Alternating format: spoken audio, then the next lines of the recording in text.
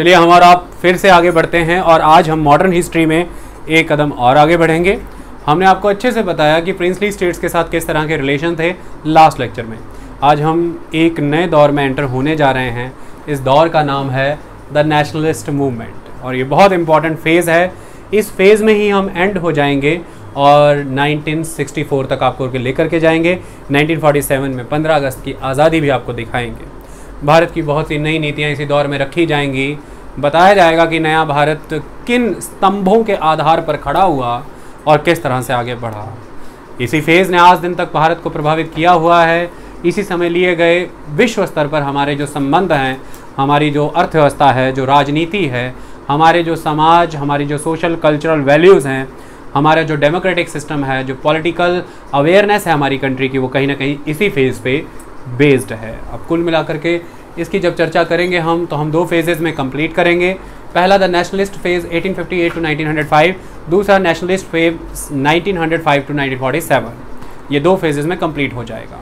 चलिए शुरू करते हैं और इसमें सबसे पहले बात करते हैं द नेशनलिस्ट मूवमेंट 1858 टू 1905। आप सभी जानते हैं हमने आपको 1857 तक के रिवॉल्ट तक सारी कहानी अच्छे से पढ़ा दी।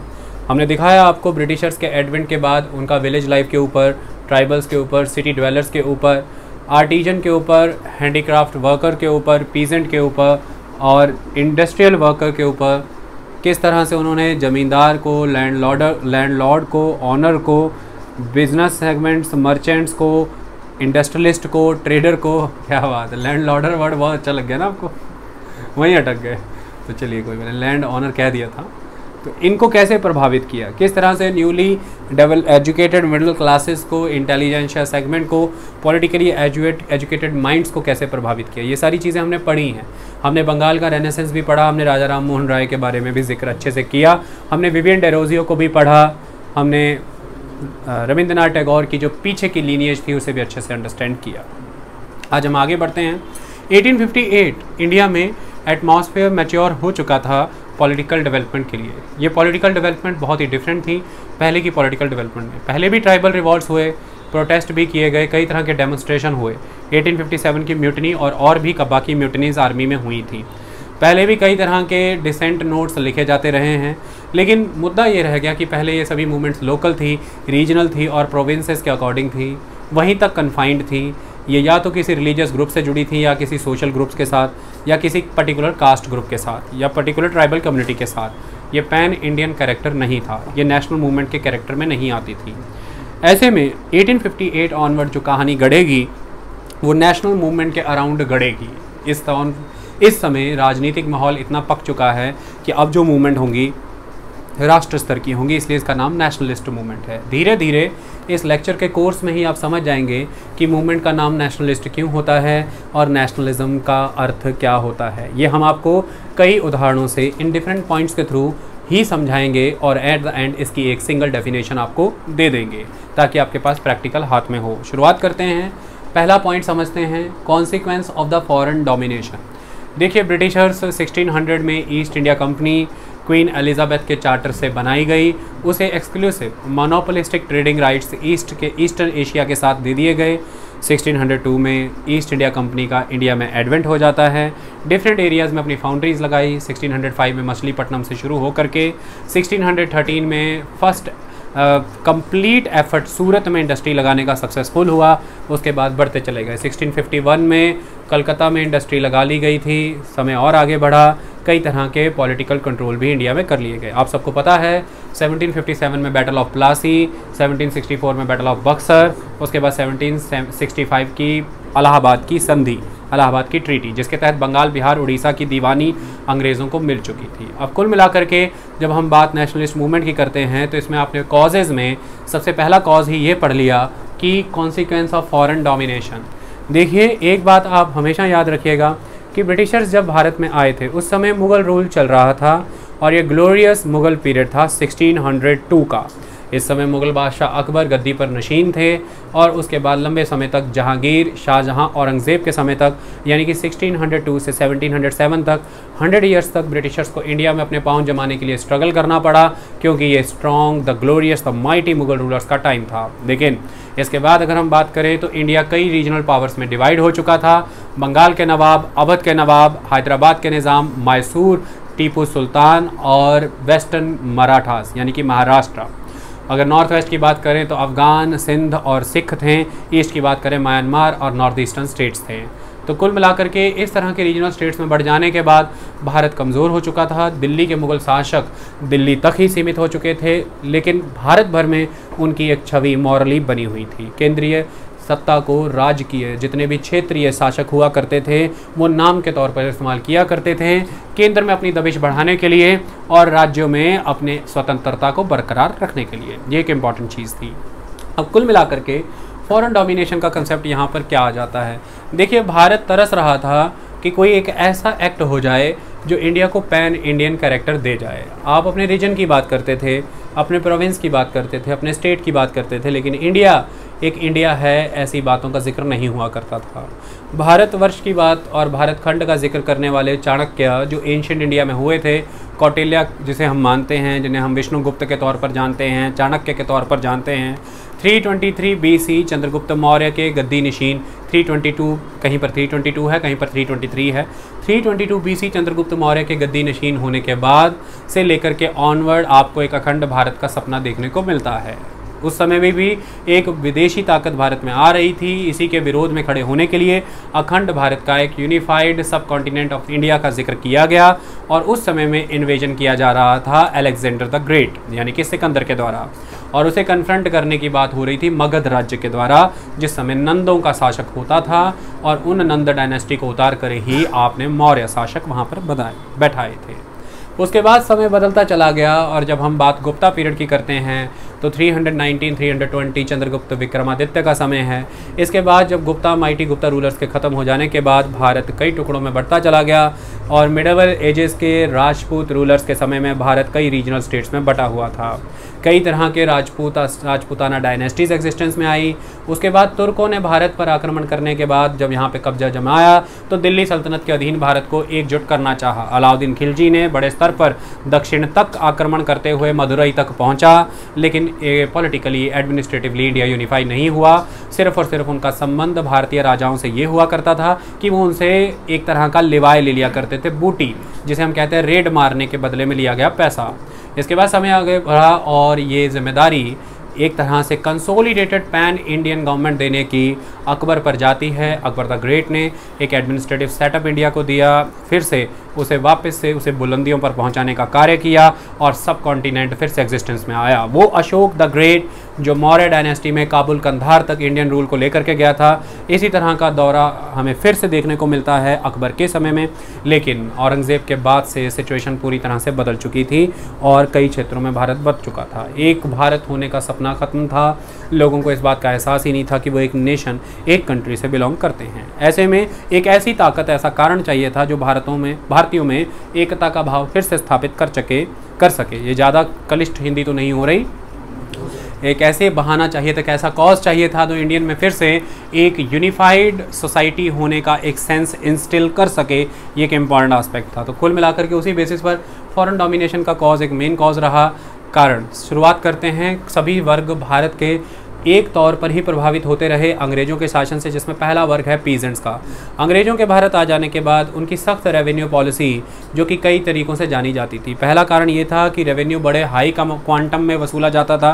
दूसरा, बहुत रिजिडली वसूला जाता था, या तो पशु या घर या ज़मीन या अनाज जब्त कर लिया जाता था अगर आप लगान नहीं दे पाते थे। तीसरा, आपकी मदद नहीं की जाती थी अगर ड्रॉट कंडीशंस आ गई हैं। चौथा, किसी तरह के सोशल वर्क जैसे कि इरिगेशन का एक्सटेंशन करना, बीज मुहैया करा करके देना, पशु अवेल करा के देना, उनके लिए लोन देना, एडवांस लोन जिसे तकावी कहते थे, ऐसी चीज़ें अंग्रेज़ों के समय में बंद हो चुकी थी। एक इंपॉर्टेंट एस्पेक्ट है। पांचवा, जो अब तक इंडियन एक सबसिस्टेंट एग्रीकल्चर करते थे, ऐसी सबसिस्टेंट सोसाइटी, एक क्लोज्ड इकोनॉमी को आपने पूरी तरह से खोल करके रख दिया, उसे अंतर्राष्ट्रीय बाज़ार के साथ जोड़ दिया और अंतर्राष्ट्रीय बाज़ार पर होने वाली फ्लक्चुएशंस आपको भी प्रभावित करती रही। कुल मिलाकर के जब आपने इस इस तरह से इंडियन मार्केट को, इंडियन खेतीबाड़ी को बाज़ारों से और भारतीय बाज़ार को अंतर्राष्ट्रीय बाज़ार से जोड़ा।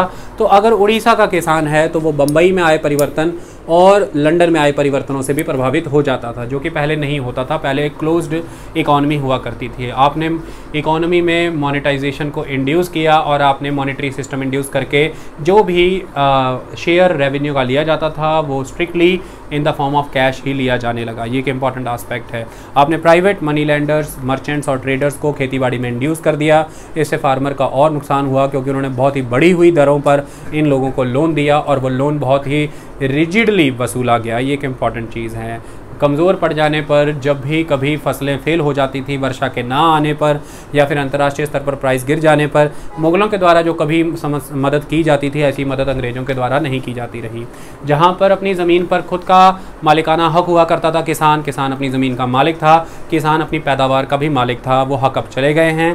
किसान की पैदावार का पहले मुग़ल शासन एक फ़िक्स्ड क्वांटम में वसूली किया करता था, जैसे 1/3 या कई बार ऐसा भी हो जाया करता था 1/2 50%, लेकिन रेस्ट प्रोडक्शन उसके पास रहती थी। वो अपनी जीवन यापन कर सकता था, वो अपनी खेतीबाड़ी को सुदृढ़ मजबूत कर सकता था, उसका विकास कर सकता था। लेकिन अब ऐसा नहीं था। अब आपने सबसे पहले मालिकाना हक ले लिया, बिचौलिए बीच में डाल दिए, जैसे बंगाल का ज़मींदारी सिस्टम था। और अगर आप बात करते हैं मद्रास और बॉम्बे के रैयतवाड़ी सिस्टम की, या फिर आप करते हैं उत्तर प्रदेश और पंजाब के महलवाड़ी सिस्टम की, यहाँ पर बिचौलियों का काम कंपनी ने खुद ही किया, यानी कि कंपनी के अफसर एक तरह के बिचौलिए थे। और ऐसे में भी अगर किसान इंडिविजुअली अग्रीमेंट के बाद समय पर तय दर के मुताबिक लगान नहीं दे पा रहा, तो आप किसी बड़े पर्सन को उसकी ज़मीन का ऑक्शन कर दिया करते थे। तो ऑक्शनिंग ऑफ द लैंड बहुत इंपॉर्टेंट थी। ज़मीन को आपने एक मार्केटेबल कमोडिटी बना दिया, जो कि पहले नहीं हुआ करती थी। ज़मीन सिर्फ एक पैदावार का ज़रिया हुआ करती थी। आपने उसे संपत्ति का आधार बना करके रख दिया, एक प्रॉपर्टी बना करके रख दिया। इसके लिए उसकी प्रति लोगों की लस्ट बढ़ती चली गई और किसान बेदखल होता चला गया। रातों रात किसान को आपने मालिकाना हक से उठा करके वंचित कर दिया और किसी और को उसका मालिक बना दिया। ये सारे परिवर्तन आपने किए। इसकी वजह से बड़े लेवल पर आपने किसानों को तबाह किया। किसान परेशान था और पूरे भारत का किसान, चाहे बंगाल से लेकर के गुजरात तक की बात हो, अरुणाचल प्रदेश से लेकर के गुजरात की बात हो, कश्मीर से कन्याकुमारी तक की बात हो, आपने एक कॉमन चीज़ देखी कि आपका custom, culture, manner, class, community, caste, religion कुछ भी हो, लेकिन आप सब एक ही चीज़ महसूस कर रहे थे, वो है बर्बादी, रुइन। आप तबाह हुए थे और तबाह करने वाली पावर एक थी। इसलिए ये कॉमन प्लेटफॉर्म प्रोवाइड कर दिया ब्रिटिशर्स ने, ब्रिटिश फॉरेन डोमिनेशन ने, जो कि कास्ट को, रिलीजन को, कस्टम, कल्चर, मैनर को, रीजन को, इन सारे बैरियर्स को तोड़ करके एक यूनिफाइड कैरेक्टर दे गया किसानों को। किसानों का एक ही मसला था कि विदेशी शासन हमें लूट रहा है, उनकी सख्त लगान की नीति है, लगान सख्ती से वसूला जाता है, मालिकाना हक हमारे पास नहीं है, बिचौलिए हमें लूट रहे हैं, मीडिएटर, और हमसे अनड्यू ब्याज लिया जाता है, ज़मीनों पे कब्जा हो रहा है।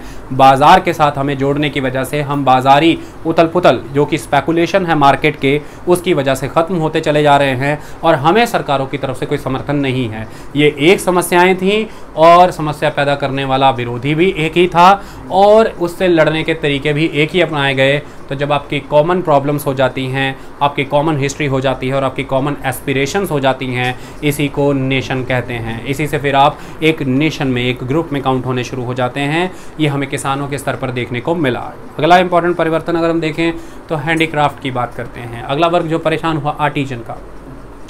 आपने समय समय पर आर्टिजन्स को तबाह करने का काम किया। सबसे पहले आप भारत में आए ही इसलिए थे क्योंकि आपको इंडिया में ट्रेड इस्टेब्लिश करना था। इंडियन ट्रेड, जो कि इंडियन गुड्स की वजह से हाई प्राइस्ड था इंटरनेशनल लेवल पर। इंडियन प्रोडक्ट्स जैसे कि मसलिन है, चाहे वो दक्का का मसलिन था, चाहे कैलिकट का कैलिकॉस था, चाहे सेंट्रल इंडिया, आंध्र प्रदेश, तेलंगाना का चिंट था। ये कपड़ा अंतर्राष्ट्रीय बाज़ार में अच्छी भारी कीमत रखता था। इसकी वजह से यह कपड़े की भारी मांग थी। इसकी वजह से अंतर्राष्ट्रीय स्तर पर बहुत बड़ा सोना या बुलियन इंडिया आ जाया करता था, क्योंकि भारतीय एक सबसिस्टेंस इकोनॉमी में जी रहे थे, एक सेल्फ कंटेंड इकोनॉमी थी। उन्हें विश्व स्तर से कोई चीज़ें चाहिए नहीं थी। बदले में अंग्रेज़ों को और बाकी स्टेक होल्डर्स को, जो इंडियन ट्रेड में शामिल थे, जो इंडियन प्रोडक्ट्स को कंज्यूम करते थे, ना चाहते हुए भी उन्हें गोल्ड ही भेजना पड़ता था। अल्टीमेटली इस फ़ायदे को अपना लेना चाहते थे और यूटिलाइज़ कर लेना चाहते थे ब्रिटिशर्स, खासतौर पर यूरोपियंस, और वो सभी इसी भूख से भारत की तरफ भी आए। ब्रिटिशर्स ने भारत आने के बाद सबसे पहले इंडियन ट्रेड को कब्जाया। उसका फ़ायदा, उसका कारण था कि आप भारत से अच्छे मुनाफे कमा सके। लेकिन समय बढ़ जाने के बाद आपने इन आर्टिजन्स और इन हैंडीक्राफ्ट वर्कर्स को दूसरे तरीके से लूटा। पहले ट्रेड के माध्यम से आपने लूटने के लिए उनकी पैदावार को मनमर्जी की कीमत से ख़रीदना शुरू कर दिया। ये तब हो पाया जब आपका भारत पे पॉलिटिकल कंट्रोल हो गया। समय बढ़ जाने के बाद अब आप ये चाहते थे कि British manufactured goods Indian market में पेनिट्रेट कर जाएं। इसके लिए आपको इंडियन इंडस्ट्रियलिस्ट यानी कि हैंडीक्राफ्ट वर्कर को, आर्टिजन को ख़त्म करना ज़रूरी था। इसके लिए आपने उसके रॉ मटेरियल को पहले अपने हाथों में मोनोपोलाइज़ कर लिया, उसे महंगा रॉ मटेरियल दिया जाने लगा, और दूसरा उसका फिनिश्ड प्रोडक्ट आपने बहुत महंगा लेना शुरू किया, बहुत ही सस्ता लेना शुरू किया, जिसकी वजह से उसे जो सेलिंग प्राइस है वो बहुत कम पड़ा। लेकिन उसके जो अल्टीमेट इनपुट कॉस्ट थी, कॉस्ट प्राइस, वो बहुत ज़्यादा था। मार्जिन हमेशा नेगेटिव में जाता था। किसान जो जुलाहा है, जो वीवर है, वो तबाह होने लगा। धीरे धीरे आपने इंडियन हैंडीक्राफ्ट इंडस्ट्री को तबाह कर दिया, आर्टिजन्स तबाह हो गए, ताकि यूरोपियन इंडस्ट्रियल रेवोल्यूशन से जन्मे हुए machine based, factory based products Indian market में पेनिट्रेट कर सके। ये एक इंपॉर्टेंट चीज़ थी। अगला तरीका आपने ये अपनाया कि आपने one way free trade concept लेकर के आए। आपने इंडियन प्रोडक्ट्स जो कि ब्रिटेन और बाकी मार्केट्स में जाते थे, उनके ऊपर हाई इंपोर्ट ड्यूटी लगाई जब वो ब्रिटिश मार्केट में एंटर होते थे। लेकिन जब ब्रिटिश प्रोडक्ट इंडिया में एंटर होते थे, आपने उसके ऊपर इंपोर्ट ड्यूटी नहीं लगाई। इस तरह से भी आपने आर्टिजन्स और हैंडीक्राफ्ट वर्कर को नुकसान पहुँचाया। कुल मिलाकर के ये वो सारे तरीके थे जिससे आपने उनको तबाह कर दिया। आपने इंडियन मैनुअल इंडस्ट्री को मशीन बेस्ड इंडस्ट्री से रिप्लेस नहीं किया, जबकि वर्ल्ड लेवल पर ये हुआ था। इस समय वर्ल्ड लेवल पर मैनुअल लेबर ख़त्म हो रही थी, मैनुअल इंडस्ट्रीज़ ख़त्म हो रही थी और तेज़ी से वो रिप्लेस हो रही थी मशीन बेस्ड मैन्युफैक्चरिंग से। डेलिबरेटली आपने इंडिया में ये होने नहीं दिया, क्योंकि आप इंडियन इकोनॉमी को सबॉर्डिनेट कर देना चाहते थे ब्रिटिश इकोनॉमी से, क्योंकि इंडिया को आप एक कॉलोनी के तौर पर ट्रीट कर रहे थे और वो ब्रिटेन की एक तरह की सब्सिडरी थी। ये एक इम्पॉर्टेंट चीज़ है। तो ये इंपीरियलिज्म था, यही कॉलोनियलिज्म था। ये सभी आर्टिजन्स, सभी हैंडीक्राफ्ट वर्कर जो पूरी तरह से अपने कामकाज से तबाह हो कर दिए गए। अंततः इन्होंने खेती पर जाकर के काम करना शुरू किया। एग्रीकल्चर पे अनड्यू प्रेशर बढ़ना शुरू हो गया। इसकी वजह से ये र्यून होने लगे, और जब ये तबाह होने लगे तो इनके कॉमन कंडीशंस हो गई। तो इसी कॉमननेस की वजह से ये सब आपस में जुड़ गए, एकजुट हो गए। यही कॉमननेस तो चाहिए थी एक नेशन खड़ा करने के लिए, और यही तो थी नेशनलिस्ट मूवमेंट। कोई मायने नहीं रखाता था कि वो जो हथकरघा उद्योग था, जो हैंडीक्राफ्ट आर्टिजन्स थे, बंगाल के हैं कि उड़ीसा के हैं कि मध्य प्रदेश के हैं या बॉम्बे के या फिर केरला के, वो सभी एक ही शासक के अधीन थे, एक ही तरह की प्रताड़ना झेल रहे थे और सेम तरीके से प्रताड़ित थे। तो उन सबका जो आक्रोश था वो भी सेम हुआ। ये खासियत थी, एकजुट हो गए, एक ताकत मिल गई उनको। ओके, अगला इसी में अगला वर्ग कौन है जो परेशान था? समय आगे बढ़ जाने की वजह से इंडस्ट्रीज़ लगी और इंडस्ट्री में इंडस्ट्रियल वर्कर लगा। बड़े सारे पैमाने पर आप स्ट्राइक्स देखते हैं, डेमोन्स्ट्रेशंस देखते हैं, इंडस्ट्रियल शटडाउन देखते हैं। ये सब वर्कर के लेवल पर किया गया। वर्कर काम करता था, काम करने के लिए हालात ठीक नहीं थे, हेल्थ एंड हाइजीन की कोई केयर नहीं की जाती थी। 16 घंटे के लिए काम किया जाता था, बहुत ही डेंजरस मशीन और केमिकल्स के साथ। किसी तरह की फेंसिंग और सिक्योरिटी नहीं हुआ करती थी। बच्चे और औरतों से काम बराबर कराया जाता था, लेकिन पेमेंट आधी और 1/3 की जाती थी। ये परेशानियाँ थी। कैपिटलिज्म अपने चरम पर था। इन वर्कर के द्वारा अपने अधिकारों के लिए, चाहे ये एस्टेट्स में काम कर रहे हैं, plantation, tea plantation, coffee plantation, Indigo plantation में काम कर रहे हैं, चाहे एग्रीकल्चरल फार्म्स में काम कर रहे हैं, चाहे ये इंडस्ट्रीज़ में काम कर रहे हैं, चाहे कहीं पर भी ये काम कर रहे थे, इनके द्वारा अपने अधिकारों की आवाज़ उठाई गई। और इन सबको भी एक ही तरह की प्रताड़ना झेलनी पड़ रही थी। इसलिए कॉमन ही एनिमी था, कॉमन ही इनके कॉजेज़ थे, इनकी एस्पिरेशंस थी, और ये कॉमन ग्राउंड भी आपको फॉरेन डोमिनेशन से ही मिली है। यहीं पर एक वर्ग की हम बात करेंगे जिसे हम कहते हैं इंटेलिजेंशिया सेक्शन। जब हम इस इंटेलिजेंशिया सेक्शन की बात करते हैं, इस पॉलिटिकली एजुकेटेड पर्सनैलिटीज़ की बात करते हैं, तो इनका मानना ये था कि 1857 के अराउंड तो इन्होंने अंग्रेज़ों का साथ दिया। ये न्यूट्रल रहे। इनको लगता था कि अंग्रेज़ एक तरह से भारत के हितों में कार्य करेंगे, भारत को उसी तरह से जैसे ब्रिटेन आगे बढ़ा है उस दिशा में आगे बढ़ा करके ले जाएंगे, डेमोक्रेटिक सेटअप देंगे, सिविल लिबर्टीज़ प्रोवाइड करेंगे, एक साउंड पॉलिटिकल सिस्टम अवेलेबल कराएंगे, रिप्रेजेंटेटिव रिस्पॉन्सिबल गवर्नमेंट यहाँ पर इस्टेब्लिश होगी, और इंडिया उन नेटिव ऑर्थोडॉक्स एब्सोल्यूट रूलर्स के शिकंजे से बाहर आएगा और एक जन लोगों की सरकारें बनेंगी। एक लोग यहाँ पर क्या कह सकते हैं आपको, अरे यार, लोकतंत्र यहाँ पर स्टैब्लिश होगा। आई बात समझ में? लेकिन ऐसा हुआ नहीं। 1857 के बाद इनको इस बात की रियलाइजेशन हुई कि अंग्रेज़ों ने पूरी तरह से भारत को सबॉर्डिनेट किया है ब्रिटेन के। उनके भारत में उठाए सभी कदम एक तरह से इंडियन एक्सप्लॉइटेशन है। वो इंडियन इकोनॉमी को एक्सप्लॉइट करते हैं, इंडियन सोसाइटी कल्चर और इंडियन पॉलिटिकल सिस्टम, उन्होंने इंडियन सोसाइटी एंड कल्चर में इसमें इंटरवीन करते हैं कि वो इंडियंस को अपने इन्फीरियर बना सकें। और इंडियन पॉलिटिकल इंस्टीट्यूशन इस तरह से बनाए गए हैं, पॉलिसीज इस तरह से बनाई जाती हैं कि वो उन्हें यूज़ कर सकें बेटर वेस्टेड इंटरेस्ट सर्व करने के लिए।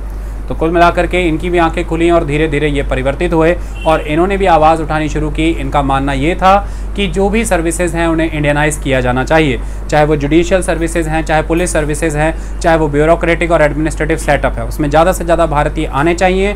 कोवेनेंटेड सर्विसेज में इंडियंस को इंडक्ट करना चाहिए और किसी भी तरह का भारतीयों के साथ भेदभाव नहीं होना चाहिए। भारत में रिस्पॉन्सिबल और रिप्रेजेंटेटिव सरकारें आनी चाहिए सेंटर में और स्टेट्स में। और इंडिया के पर्स के ऊपर, इंडियन जो पर्स है, जो खर्चा है, जो बजट है, उस पर भारतीयों का कंट्रोल होना चाहिए। ये बड़ी बात है। भारतीयों के प्रति अंग्रेज जवाबदेह हैं, उन्हें अपनी जवाबदेही रखनी पड़ेगी। सिस्टम आगे बढ़ा। एक सेगमेंट है जिसे हम कहते हैं इंडस्ट्रियलिस्ट। इंडस्ट्रियलिस्ट, देखिए भारतीय इंडस्ट्रियलिस्ट उद्योगकर्मी शुरुआत में उतना बड़ा नहीं था, लेकिन धीरे धीरे उसने अपने पांव जमाए और वो आगे बढ़ा। लेकिन इस इंडस्ट्रियलिस्ट को सेटल होने का मौका नहीं दिया जा रहा था भारत में बसी हुई अंग्रेजी सरकार के द्वारा। कारण ये था कि भारत में कई तरह के इन्वेस्टमेंट्स कराई गई इस समय में, और वो इन्वेस्टमेंट्स यूरोपियंस के थ्रू कराई जाती थी। चाहे वो भारतीय एस्टेट्स हों, यानी कि चाहे वो चाय का बागान हो, चाहे कॉफ़ी का बागान हो। सेकंड एस्पेक्ट, चाहे वो इंडियन रेलवे हो, Indian telegraph services, Indian postal services, या इंडिया में लगी हुई आयरन एंड स्टील इंडस्ट्री, या माइनिंग एक्ट, या फॉरेस्ट प्रोड्यूस हो। इन तरह की किसी भी तरह के काम, या इंडिया में इंश्योरेंस सेगमेंट हो, या बैंकिंग सेक्टर हो, या फाइनेंशियल इंस्टीट्यूशंस हो, इन सभी में भारत से अर्न किया गया रेवेन्यू के माध्यम से वो सारा का सारा सरप्लस वेल्थ री इन्वेस्ट करके भारत से फिर से अशोर्ड रिटर्न अर्न करना चाहते थे यूरोपियंस, ब्रिटिशर्स। और इसके तहत ब्रिटिश फाइनेंशियल फेज़ आया इंडिया को एक्सप्लॉइट करने का। 3 फेजेज़ आए हैं। सबसे पहला ट्रेड का फेज़ था, दूसरा फेज़ इंडस्ट्री का, तीसरा फेज़ फाइनेंस का था। इन फेजेस के तहत लगातार भारतीयों को एक्सप्लॉइट किया जा रहा था। ऐसे में इंडियन इंडस्ट्रियलिस्ट फ्लरिश ना कर पाए, ब्रिटिश मैन्युफैक्चर्ड प्रोडक्ट इंडिया में बिकता रहे, ब्रिटिशर्स ही आकर के इंडिया में इंडस्ट्रीज़ लगाएं, उनको यहाँ के फ़ायदे हो सकें। इसके लिए इंडियंस को हाई टैक्सेस चार्ज किए जाते थे। इंडियन इंडस्ट्रियलिस्ट प्रोडक्ट को ब्रिटेन में एंटर होने पर हाई इंपोर्ट ड्यूटी लगाई जाती थी। इंडिया में कई तरह की एक्साइज ड्यूटी और बाकी के कई टैरिफ्स के थ्रू भी इंडियन इंडस्ट्री को ग्रो होने से रोका गया।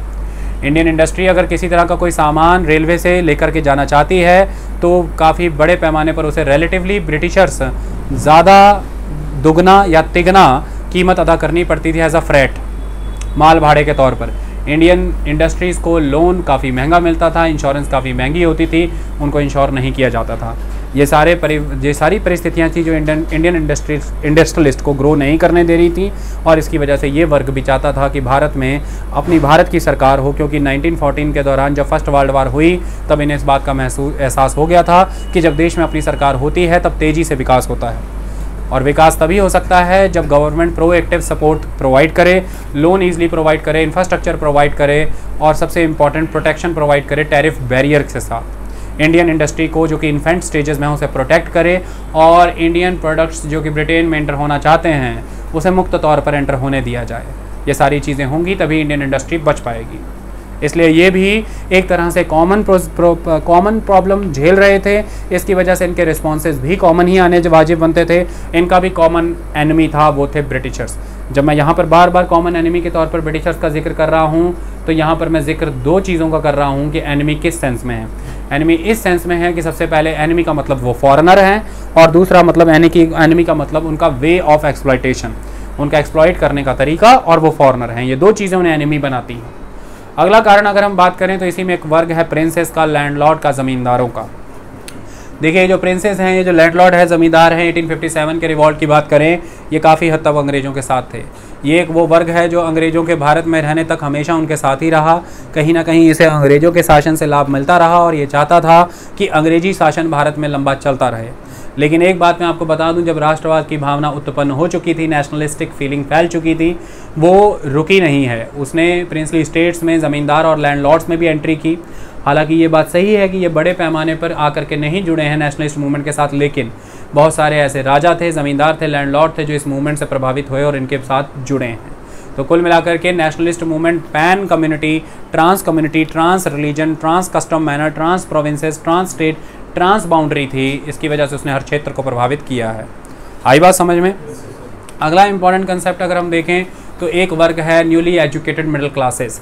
न्यूली एजुकेटेड मिडिल क्लासेस की बात करते हैं तो ये प्रोफेशनल्स हैं, ये डॉक्टर्स हैं, इंजीनियर्स हैं, लॉयर्स हैं, प्रोफेसर्स हैं, ये टीचर्स हैं।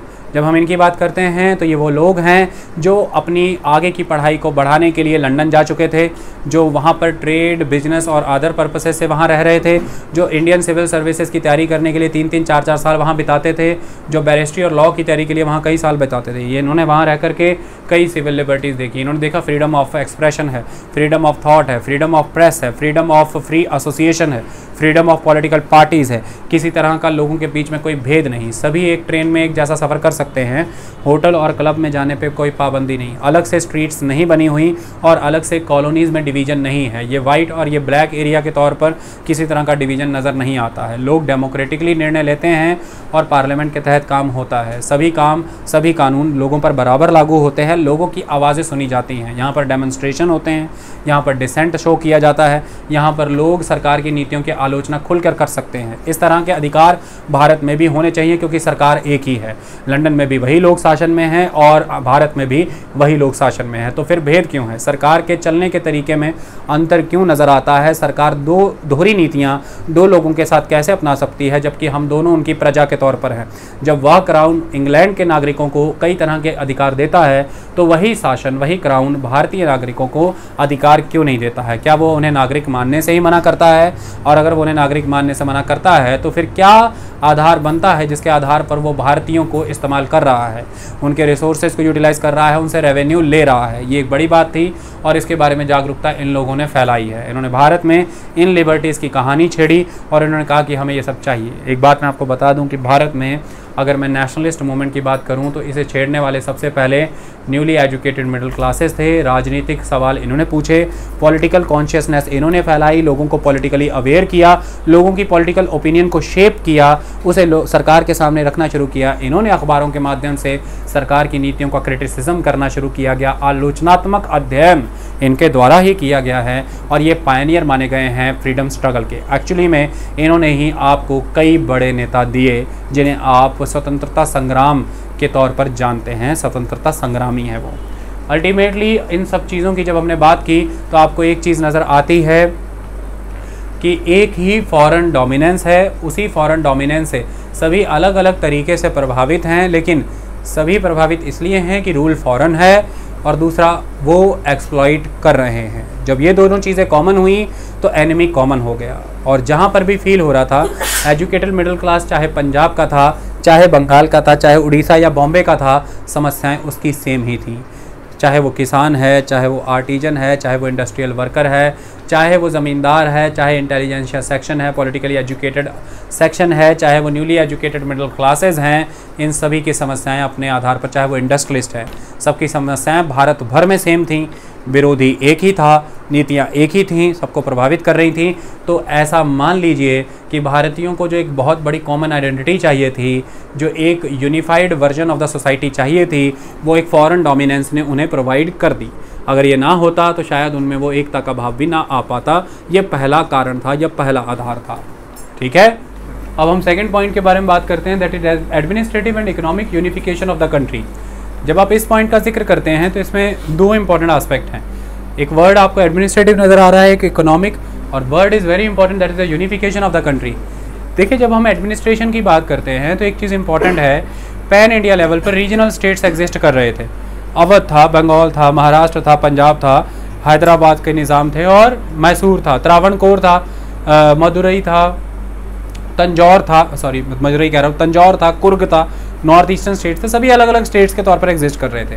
सबका एक अपना एडमिनिस्ट्रेटिव सेटअप था, एक सिस्टम था।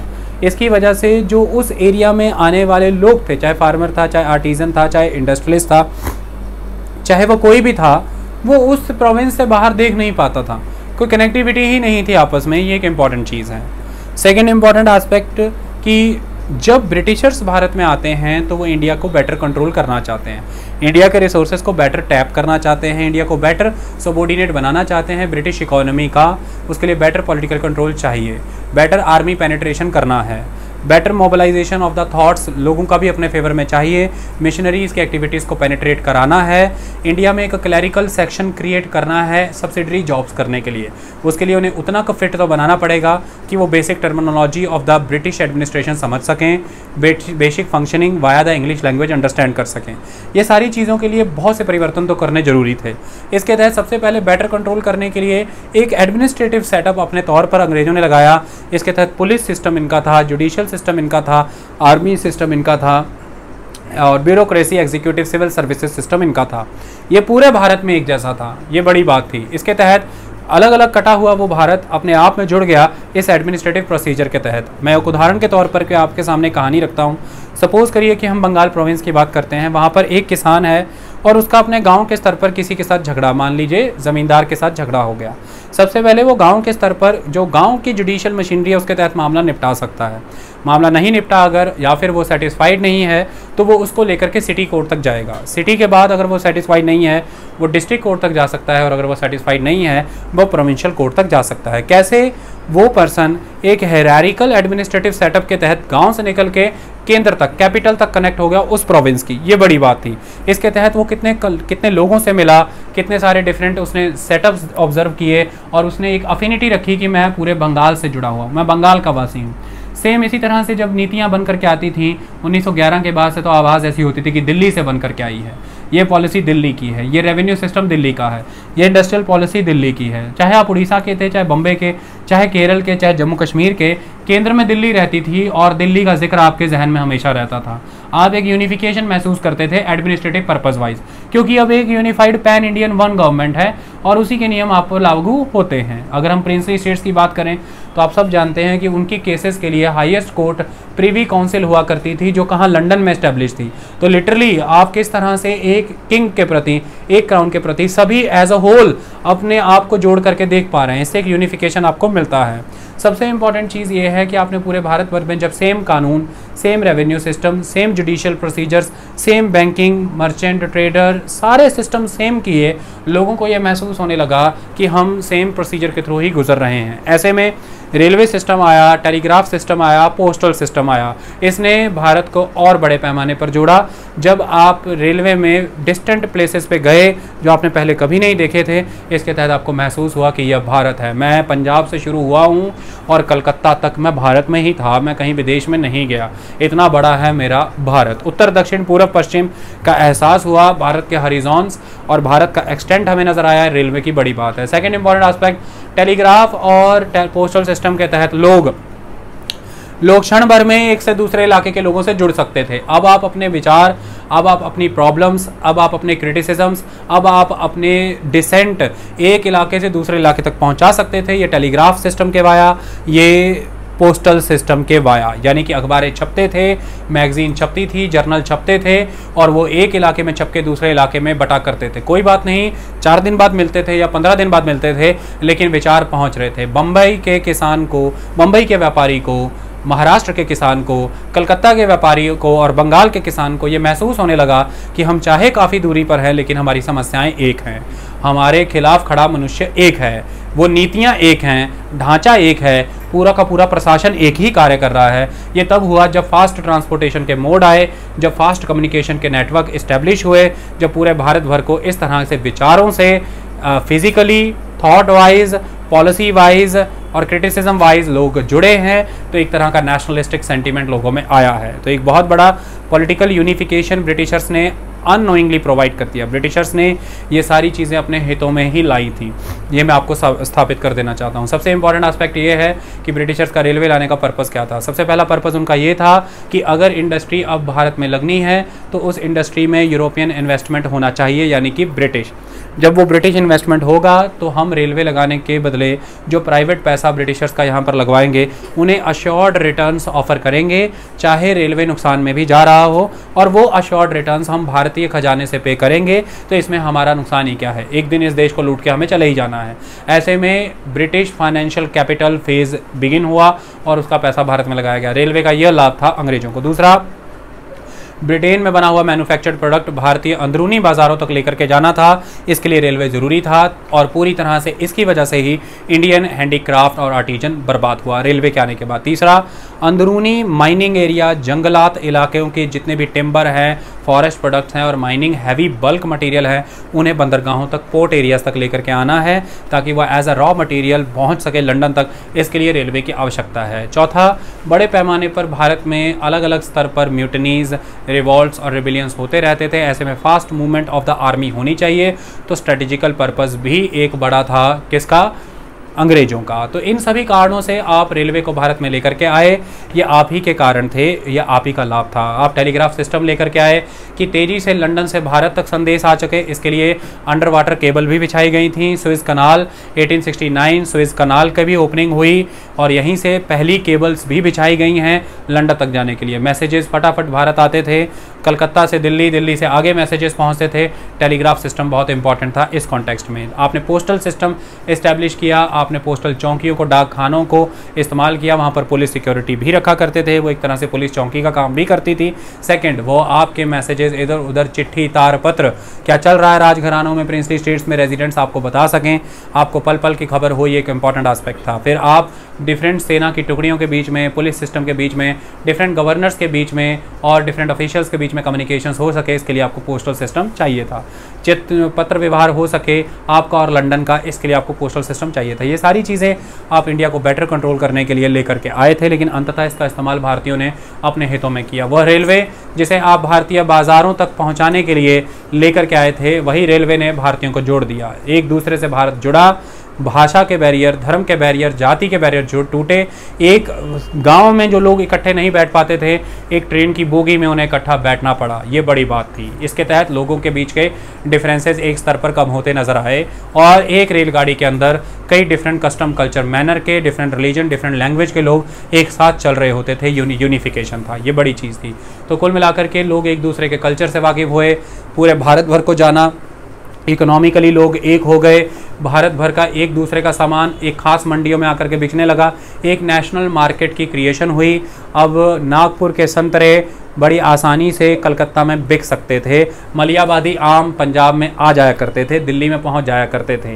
ये इंपॉर्टेंट चीज़ है। तो कुल मिलाकर के एक यूनिफाइड नेशनल मार्केट का जन्म हुआ। लोगों को पता लगा कि हम एक हैं और नागपुर का किसान बड़ी आसानी से कह सकता था कि भाई रेलगाड़ी पे मेरे संतरे दिल्ली तक पहुंचा दिए जाएं। शायद वो पहले नागपुर महाराष्ट्र में, शायद वो पहले महाराष्ट्र से बाहर कभी सोचता ही ना हो। ये बड़ी बात है। तो एक यूनिफाइड नेशनल थॉट इन चीज़ों ने क्रिएट किया है। इसके लिए कहा जाता है कि एडमिनिस्ट्रेटिव और economic unification of the country अंग्रेजों के तहत हो गई। पूरे भारत में एक तंत्र स्थापित करके उन्होंने भारतीयों को एक जैसा महसूस करा दिया और ये ही कॉमन ग्राउंड है। इसी कॉमन फीलिंग को ही नेशन थॉट कहते हैं। इसी से नेशनलिज्म जन्म ले जाता है। आई बात समझ में? अगला कंसेप्ट है यहाँ पर वेस्टर्न थॉट एंड एजुकेशन। एक बात आप हमेशा याद रखिएगा कि अगर जब हम वेस्टर्न थॉट्स की बात करते हैं, देखिए 1789 फ्रेंच रेवोल्यूशन का समय है, बहुत बड़ी